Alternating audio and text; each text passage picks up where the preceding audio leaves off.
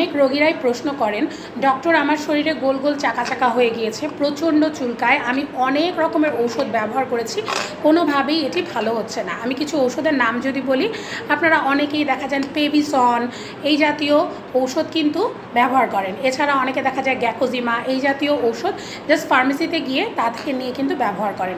দেখা যায় প্রথম কয়েকদিন একটু ভালো হয়ে যায়, পরবর্তীতে এই গোল গোল চাকা চাকার পরিমাণটা আরও বেড়ে যায়, আরও বড় আকার ছড়িয়ে পড়ে, চুলকানির পরিমাণটাও বেড়ে যায়।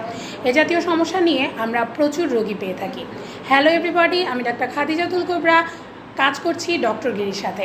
আজ আমি আপনাদের এই প্রশ্নগুলোর উত্তর নিয়ে চলে এসেছি।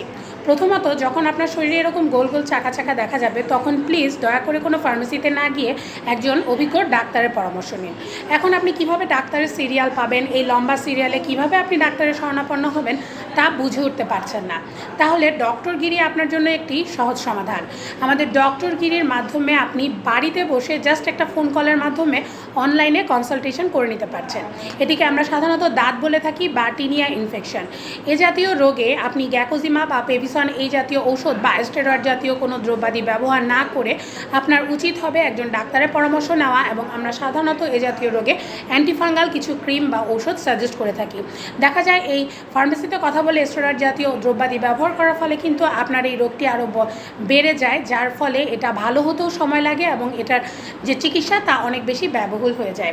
তাই এই ভুলটি না করে আপনি আজই ডক্টর গিরি অ্যাপের মাধ্যমে নিয়ে নিন একজন অভিজ্ঞ ডাক্তারের পরামর্শ। সবাই ভালো থাকবেন, সুস্থ থাকবেন এবং অবশ্যই ডক্টর গিরির সাথেই থাকবেন। খোদা হাফেজ, আসসালামু আলাইকুম।